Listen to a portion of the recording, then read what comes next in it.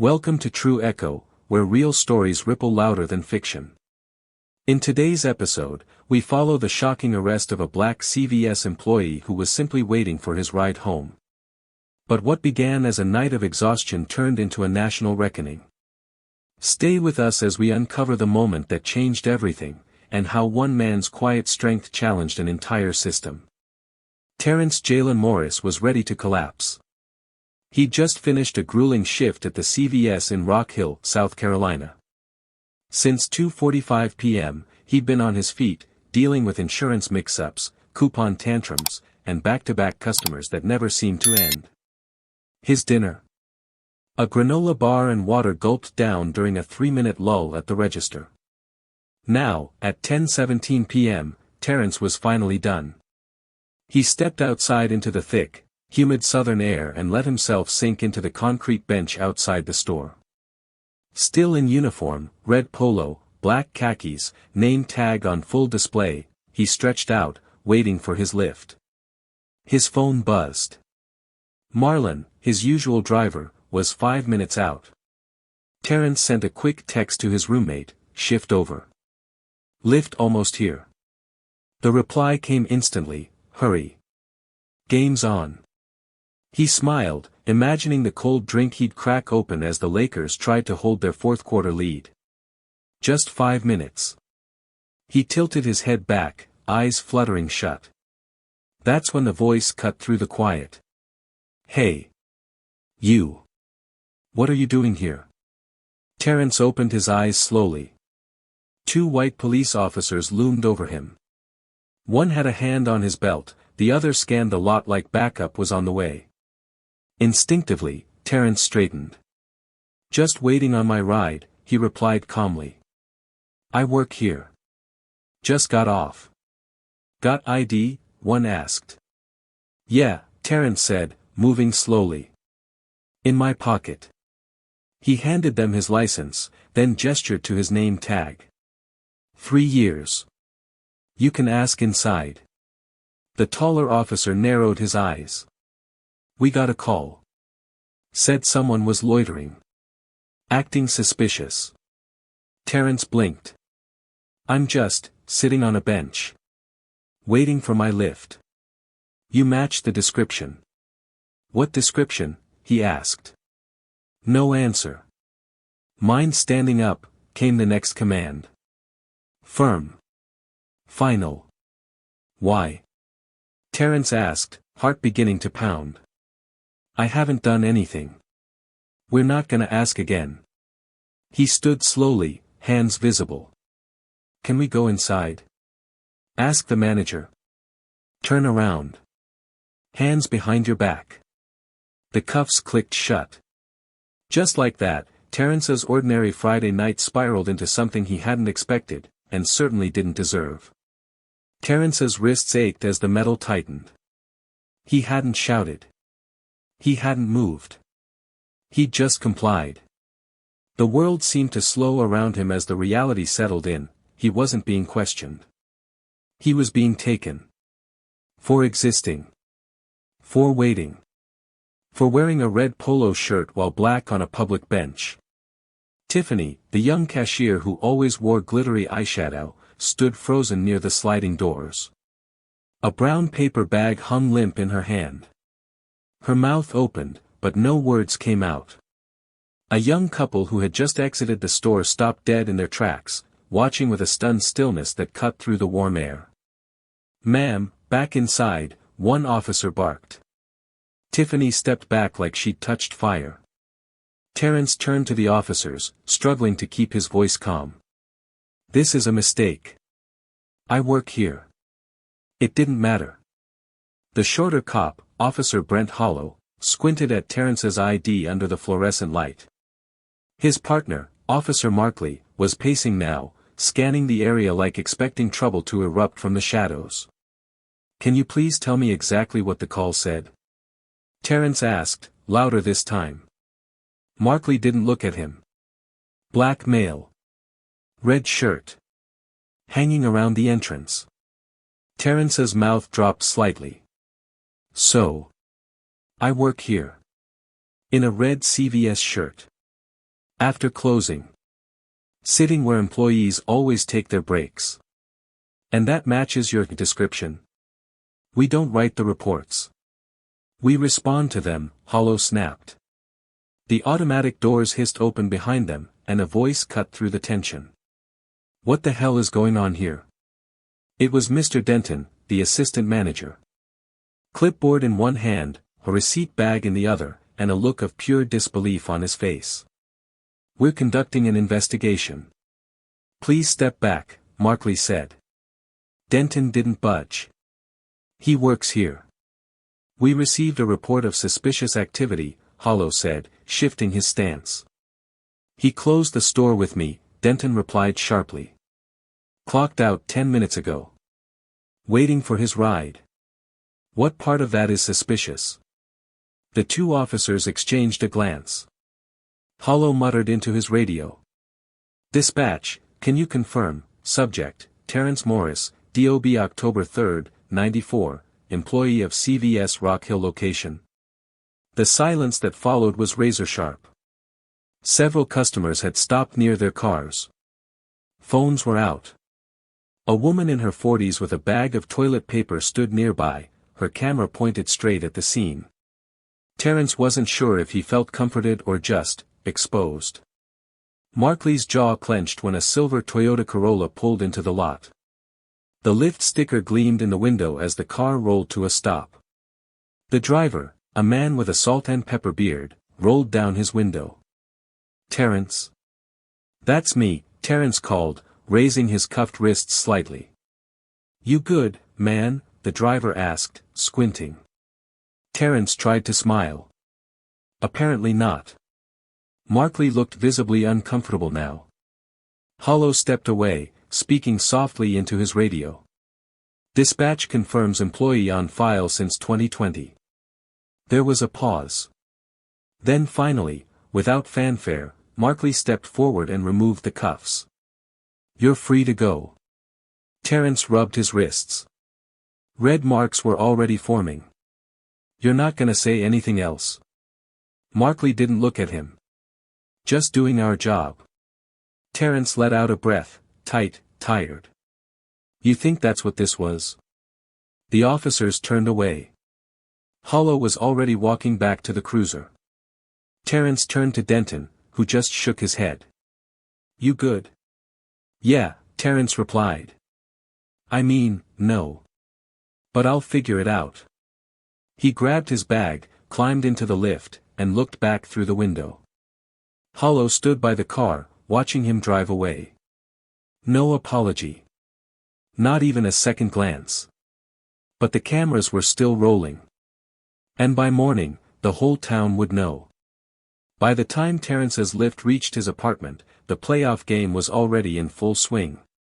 Calvin, his roommate, was on the couch, shouting at the TV between sips of beer. Bro, where you been? LeBron just dropped. Calvin stopped mid-sentence when he saw Terrence's face. Yo. You good? Terrence didn't answer at first. He dropped his bag, sat on the armrest, and slowly rubbed the angry red marks still fresh on his wrists. Cops cuffed me outside CVS. Calvin blinked. Wait, what? Why? Said someone called in at the suspicious person. Said I matched the description. You had your name tag on? Calvin asked, already knowing the answer. Yep. Full uniform. They didn't even ask anything first. Nope. Just told me to stand up, turn around. Calvin leaned back, exhaling hard. Nah, man. That's foul. They sat in silence for a beat, the sound of squeaking sneakers and buzzer beaters filling the background like static. Then Calvin grabbed his phone. Yo, is this it? He held up a Facebook video. The thumbnail showed two officers flanking a man in a red polo, cuffed and standing under the harsh glow of the CVS sign. Terrence stared at the screen. Already over 700 shares. The woman filming narrated in a soft southern drawl, he's just waiting. That boy works there. I've seen him a dozen times. This is wrong. This is straight up wrong. A pause. Then she added, they didn't even ask him nothing. That's me, Terrence murmured. On the internet. He got up, went to the kitchen, grabbed a bottle of water, and stood quietly against the counter. He didn't cry. Didn't yell. Just stood there, breathing slowly, letting the weight of the moment settle. You gonna post about it? Calvin asked gently. Terrence didn't reply right away. Hours passed. Calvin fell asleep on the couch. The game ended. The streets outside the apartment turned quiet. Around 2 a.m., Terrence opened Instagram. He typed. I've worked at the same CVS for 3 years. Tonight, I sat outside after closing to wait for my Lyft, in uniform, with my name tag on. 2 officers rolled up, didn't ask a single question. Just said I fit a description. I was cuffed in front of coworkers and customers. They never said sorry. I'm okay. Just tired. He stared at it for a full minute before hitting share. By sunrise, it had over 3,000 likes. Hundreds of comments. Dozens of tags. Some were shocked. Some were angry. Many were not surprised. By noon, a local news station reached out for a statement. Terrence didn't answer. Not yet. He hadn't even told his mother. But CVS had seen the video. He found out from a district-wide email sent to all staff. We are aware of an incident involving one of our employees outside a CVS location. We take matters of employee safety and community relations seriously. We are reviewing all available information. No mention of Terrence's name. No direct acknowledgement. Just sanitized corporate concern. Terrence's phone buzzed again. A message from someone named Adrian in California. I saw your post. I don't know you, but what happened was wrong. Don't let them shut you up. He stared at it, strangely comforted. Then another message came in, this time from Mr. Denton. Call me when you can. Media's at the store.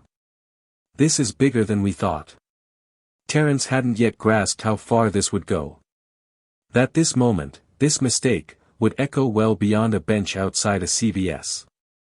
That by being calm, visible, and undeniably innocent, he'd inadvertently become something else. A symbol. Outside the CVS, the parking lot had transformed. No longer just a place for late-night shoppers and soda machines, it was now a backdrop to something bigger. What began as a quietly filmed video on a phone was now drawing news vans, camera crews, and clusters of reporters jockeying for quotes. Terrence stayed away. Denton had called again, saying, take whatever time you need. You're still on the clock, but don't rush back. He meant well. It was the most compassion a store manager could offer without crossing corporate lines. But Terrence couldn't stop thinking about Tiffany, frozen at the door.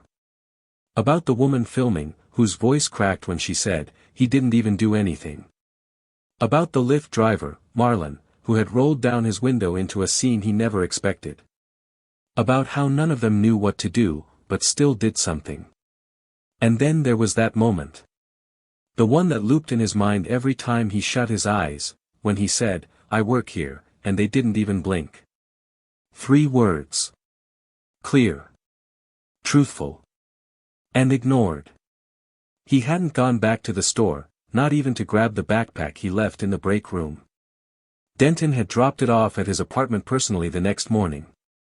Along with a quiet, hang in there, and a small gift card signed by a few coworkers.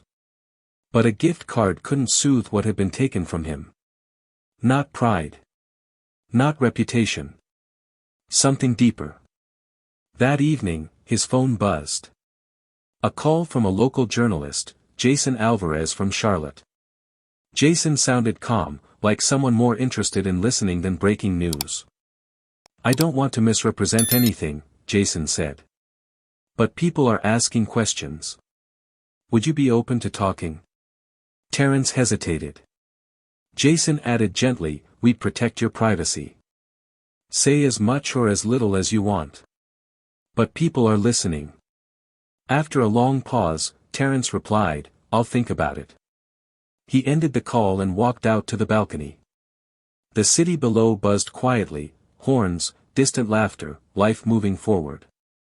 But for Terrence, things had stopped that night on the bench. He scrolled through unread messages, some from high school friends, some from complete strangers. One caught his attention.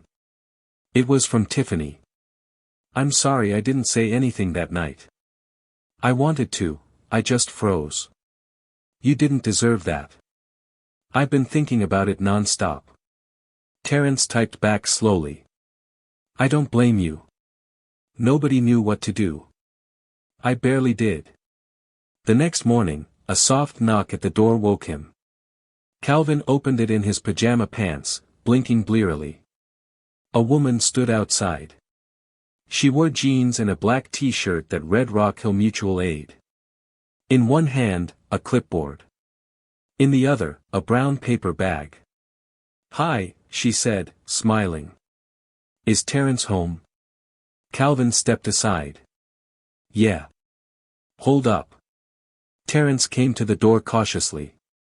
The woman extended the bag. I'm Mariah, she said. We're organizing community support. Some folks in the neighborhood wanted to drop off food and cards. Just a way to say they care. Inside the bag were handwritten notes, 2 small gift cards, and a container of banana bread. Terrence blinked, unsure what to say. Mariah smiled again. You didn't ask for this. But it happened to you. And it matters. That evening, for the first time since the arrest, Terrence stepped outside again. Not just to the balcony, but onto the sidewalk. A neighbor nodded silently. Another woman whispered, We got your back, baby. He gave a small, appreciative smile. Back upstairs, Calvin raised an eyebrow. You thinking about talking to that reporter now? Terrence didn't answer immediately. He walked to the kitchen, poured a glass of water, and stared out the window. I'm thinking, he said finally, it might help. Not just for me. For other people too.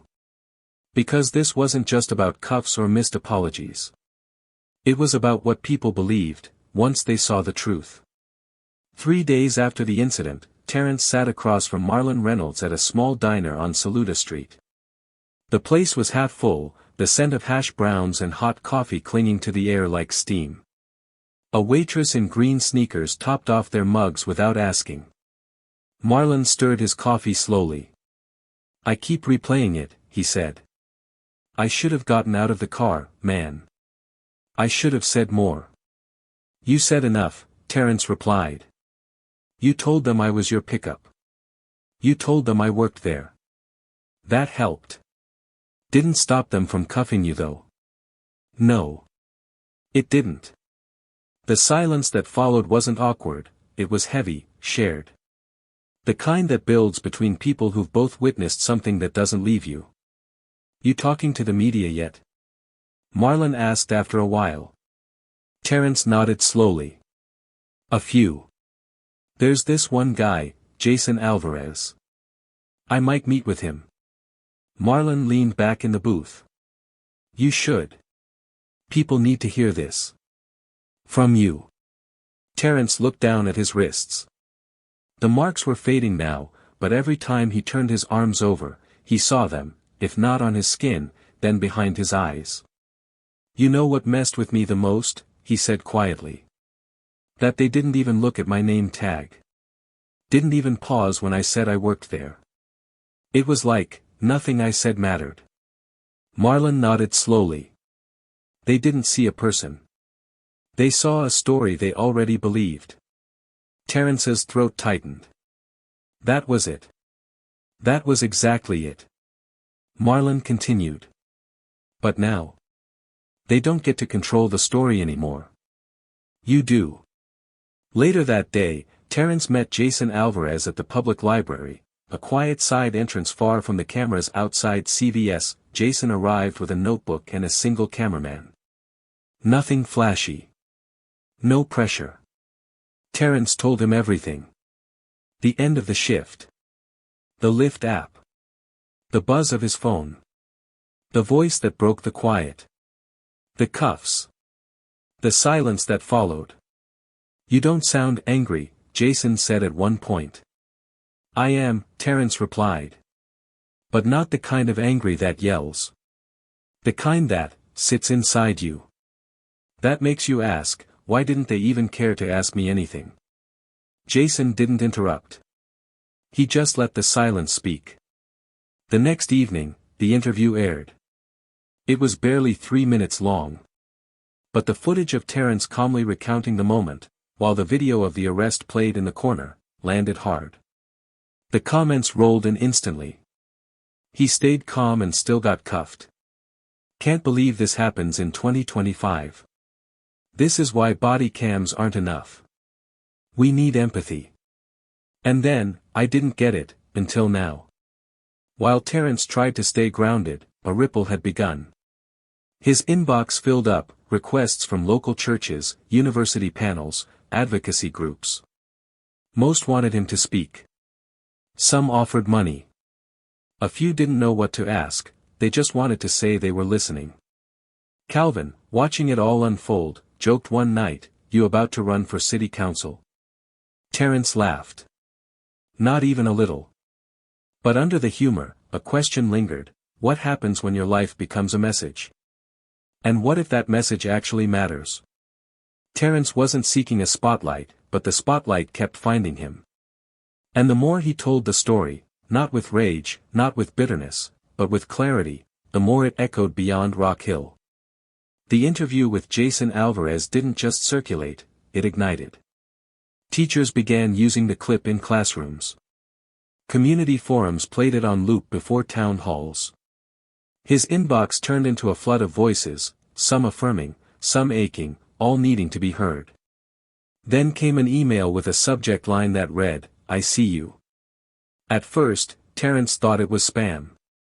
But the signature at the bottom made him freeze. Anthony Reese, a civil rights attorney from Oakland. A man who'd gone viral 3 years earlier when a video surfaced of him, dressed in a full suit, being thrown to the ground by police while waiting for his wife outside a hotel valet. They'd said he looked nervous. It had cost the city a lawsuit. And cost Anthony something even deeper. Now he was reaching out to Terrence. "You said something I've never been able to explain myself, that feeling of becoming invisible when you need to be most seen." Terrence messaged back. They spoke the next evening. 2 hours of honest, painful conversation. About how quickly dignity can vanish. About the guilt of becoming the face of something you never volunteered for. About how trauma lingers even when the cuffs are gone. "You don't have to do this alone," Anthony said. "If you ever want to go further, policy, education, youth work, I know people who will listen." Terrence didn't commit. But he didn't shut it down either. A few days later, Terrence attended the Rock Hill Town Hall. He didn't go to speak. He just wanted to sit in the room. The place was packed. Church elders. Single moms. High school kids. Even Officer Hollow, standing stiff near the back. When the floor opened, voices rose quickly. Some were quiet. Others were furious. All carried weight. Stories poured out, about being followed in stores, pulled over for nothing, questioned while walking their dogs. A thread connected them all, assumptions before identity. Then someone asked, "Is Terrence Morris here?" All eyes turned. Terrence stood slowly.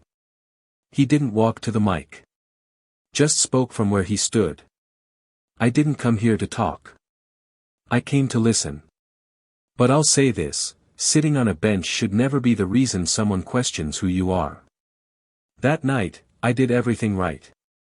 And I still ended up in cuffs." He paused. "I'm not here to be a hero. I'm still figuring it out.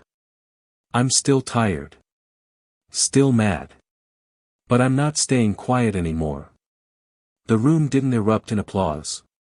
It grew still. Sometimes silence says more than clapping ever could. When the meeting ended, people came up to him, shook his hand, hugged him. A teenage boy slipped him a note, "You made me feel brave." Outside, in the parking lot, Terrence crossed paths with Officer Hollow. The man looked uncomfortable, shifting on his heels. "I saw your interview," Hollow said. "I didn't expect that." Terrence raised an eyebrow. "What? Calm? Honest?" Hollow nodded awkwardly. "Yeah. Not out for blood." Terrence gave a tight smile. "Maybe I should have been." The officer lowered his gaze. "Maybe." It wasn't an apology. But maybe it was something. That night, Terrence opened a message from a community college in Alabama. They were hosting a Justice and Identity Week and wanted him to speak, not as an activist, but just as someone who knew how it felt. He stared at the email, thinking about that concrete bench. Then he typed, "Yeah. I'll do it." Because if telling his story wouldn't undo the past, maybe it could help someone else be seen before they were judged. The invitation from Alabama was the first of many. Terrence stood on a small auditorium stage in front of 200 students, some nodding, some unsure why they were even there. No teleprompters. No slogans. Just him, his voice, and the truth. "I got cuffed sitting still," he began, "so now I speak while moving forward." That first line turned into a mantra. The students leaned in. Teachers later told him that some of those kids, quiet ones who never raised their hands, stayed after class to talk about what they'd seen and heard. From there, Terrence was asked to speak at a high school in Winston-Salem. Then a panel hosted by a public health nonprofit in Macon, Georgia. Then a small community church in Memphis. Some events were polished. Others were messy. But at every one, people listened. He started journaling again. At first just to get the noise out of his head. But soon, those private entries became public posts on a simple blog he called Bench Hours. His first post went viral again. "They cuffed me for waiting. Now I write for the ones still being watched." Letters came pouring in, from Baltimore, from Denver, from small towns in Indiana where people said, "This opened my eyes." A middle school teacher told him her class had written letters to him. Terrence read every single one. But the one that struck deepest came from someone on the other side of the system. A young cadet named Alia Benton from a police training academy in Tennessee. "Your story was shown in our ethics module." Half the room cried. "I'm going to carry it with me when I'm on patrol. I just wanted to say, I see you." It hit Terrence harder than the comments, the cameras, or even the national interviews. Because it meant change wasn't just trickling upward, it was sinking in at the roots.